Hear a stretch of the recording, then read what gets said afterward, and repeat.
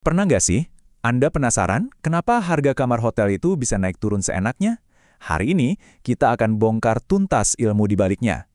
Ini adalah dunia di mana data, psikologi, dan strategi digabung jadi satu untuk nentuin harga yang Anda bayar.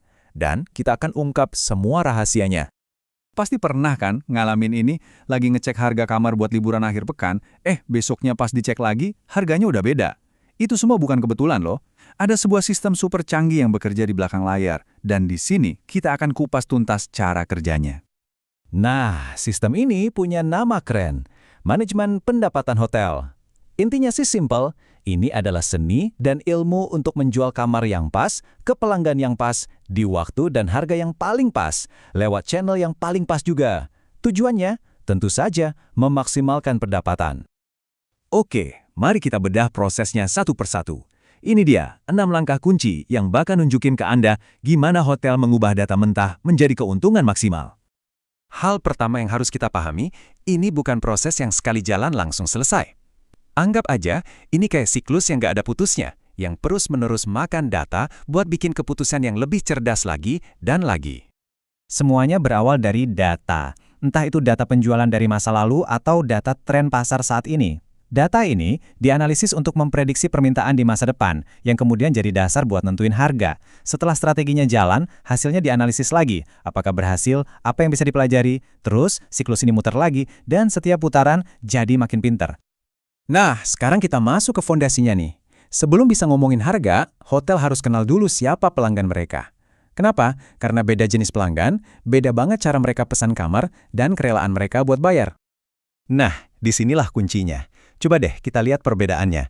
Di satu sisi ada tamu transien. Mereka ini yang pesan dadakan dan nggak terlalu pusing sama harga, jadi mereka yang bayar paling mahal. Di sisi lain ada kru maskapai yang super sensitif sama harga dan pesannya jauh-jauh hari, makanya mereka dapat harga paling murah. Nah, mengelola keseimbangan antara segmen-segmen inilah yang jadi inti permainannya. Oke, setelah hotel tahu siapa saja pelanggannya, langkah berikutnya ini seru. Mereka mulai bermain jadi peramal. Mereka pakai semua data yang ada untuk memprediksi permintaan di masa depan. Disinilah kekuatan analisis data benar-benar kelihatan. Ada dua konsep permintaan yang penting banget. Yang pertama, permintaan terbatas. Ini gampang, ya sebanyak jumlah kamar yang hotel punya. Tapi yang lebih menarik itu permintaan tak terbatas.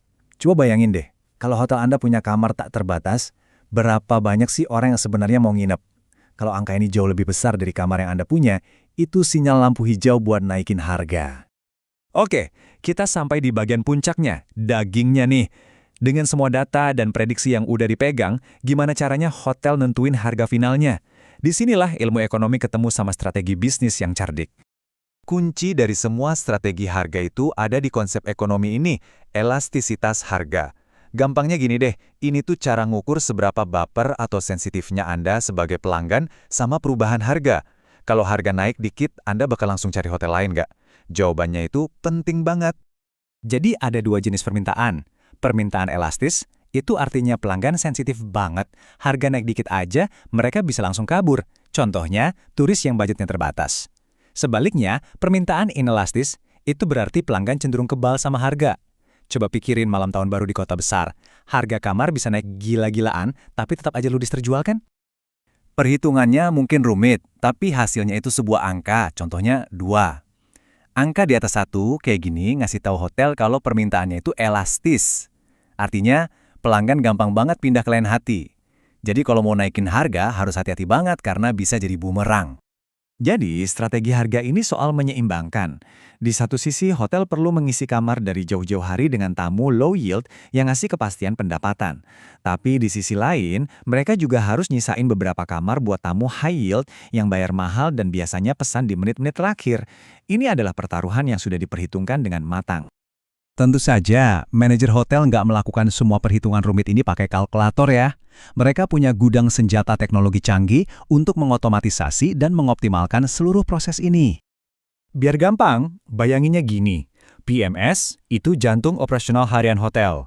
CM itu tangannya yang nyebarin kamar ke berbagai situs kayak Agoda atau Booking.com. RMS itu otaknya yang ngasih rekomendasi harga terbaik. Nah, di atas itu semua, ada BI, ini sang jenderalnya yang melihat semua data untuk menentukan strategi besar. Oke, semua strategi udah dijalankan. Terus, gimana cara hotel tahu kalau mereka berhasil atau justru boncos? Nah, mereka melacak angka-angka. Ada beberapa metrik kunci yang bisa menceritakan semuanya. Ada 3 angka utama. Tingkat hunian, nunjukin seberapa penuh hotelnya. ADR, nunjukin harga jual rata-rata kamar. Tapi dua-duanya ini bisa menipu loh. Anda bisa aja okupansi 100% tapi harganya murah banget. Makanya metrik emasnya itu adalah RevPAR. Metrik ini menggabungkan keduanya, memberikan gambaran paling jujur tentang seberapa baik kinerja finansial sebuah hotel. Jadi, kesimpulannya, harga kamar hotel itu sama sekali bukan angka acak. Itu adalah puncak dari analisis data yang rumit, prediksi permintaan, dan pemahaman mendalam tentang perilaku pelanggan. Nah, lain kali Anda memesan kamar, coba deh tebak, kira-kira data apa ya yang sedang membentuk harga yang muncul di layar Anda saat itu?